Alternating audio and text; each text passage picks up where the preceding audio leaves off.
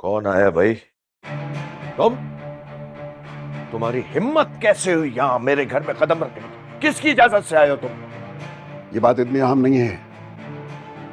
अहम यह है कि जिस लड़की को आपने बेइज्जत करके बेरहमी और बेदर्दी से इस घर से निकाला, वो इस घर की बहू है। इज्जत है वो इस घर की। आपके घर के होने वाले वारिस की मां है वो। इस बात को यहीं रहने दीजिए। हमने उसको आज तक ना कभी अपने खानदान की इज्जत समझा है और ना ही बहू तस्लीम किया है। वो तो हमारे बेटे की गलती की वजह से हम इतने अरसे से खामोश थे, लेकिन अब हम और खामोश नहीं रह सकते, क्योंकि आपकी बेटी ने जो दाग हमारे खानदान की इज्जत पर लगाया है, उसका खून भी उसको धोने के लिए काफी नहीं है। खबरदार अगर मेरी बेटी के लिए गलत जबान इस्तेमाल की। आपको भी अल्लाह ताला ने एक बेटी से नवाज रखा है। अल्लाह से डरिए, कहीं ऐसा ना हो कल कलांगो वो भी। खबरदार, खबरदार जो अपनी जबान शेख फैमिली की बेटी का नाम भी लाए तुम। देखिए, मैं आपके मुंह ही नहीं लगाना चाहता।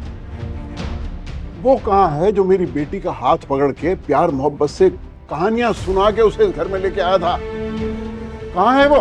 बुलाइए उसे। फाइज, फाइज, फाइज, अरे निकलो यहां से। फाइज। अपने कदम वहीं रोक दीजिए, बल्कि अपने इन्हीं बढ़ते हुए कदमों से वापस चले जाइए।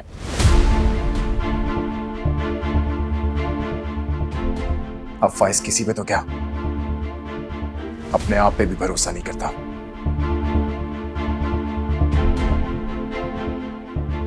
आपकी बाइज्जत गैरतमंद बेटी ने मुझे किसी लायक नहीं छोड़ा। तुम शराब को हकीकत समझ रहे हो बेटा।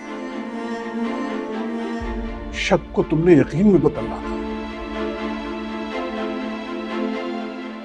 बेटा, ये सारी झूठ और फरेब की एक दलदल है जिसमें तुम्हें फंसाया जा रहा है।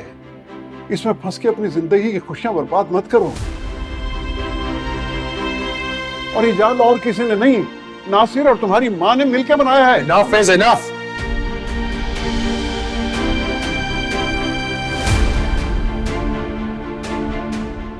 पहले ही बहुत बेवकूफ बन चुका हूं आपके और आपकी बेटी के हाथों। मुझे उस जगह ला छोड़ा है जहां इंसान या तो अपनी या तो किसी और की जान ले लेता है। अपने जब्त का बेहतरीन मुजाहिरा कर रहा हूं। मेरे जब्त को और ना आजमाइए। चले जाइए यहां से। वो दिन मेरे लिए आखिरी दिन होगा जब मैं हरीम नामी किसी औरत पे एक दफा फिर से भरोसा करूंगा। हरीम ऐसी नहीं है मेरे बेटे, हरीम ऐसी नहीं है। जाइए यहां से।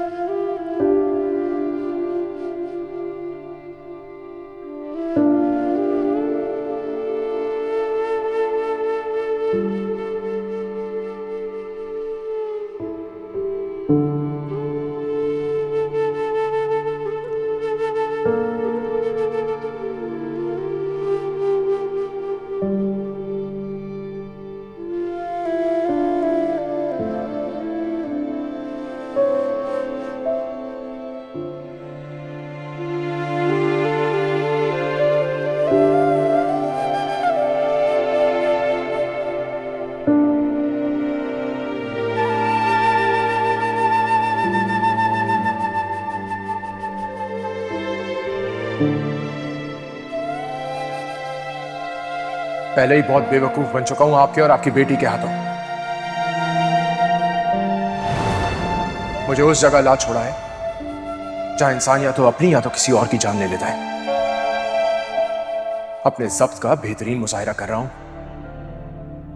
उसको मजीद ना आजमाइए। चले जाइए यहां से।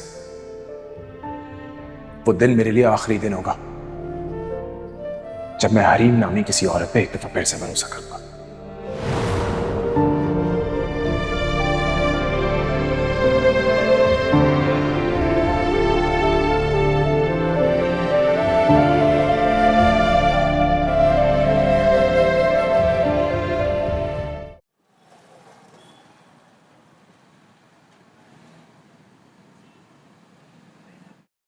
उफ, मामा आप लोग जा रहे हैं, मेरा तो बिल्कुल दिल नहीं लगेगा। I'm going to miss you so much. I'm also going to miss my baby.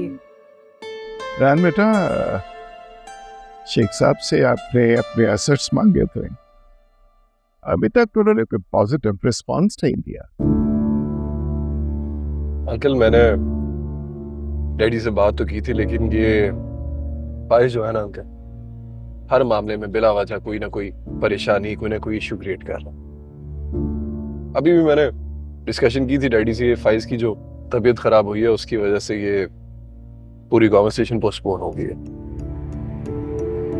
देखो बेटा, मैं तुम्हें डरा नहीं रहा हूं, लेकिन तुम्हारे बाप का जो बिजनेस है ना, वो एक डूबते जहाज से ज्यादा कुछ नहीं है। अब देखो कि मैंने इमरजेंसी में सारा वाइंड अप किया और मूव हो रहा हूं यहां से।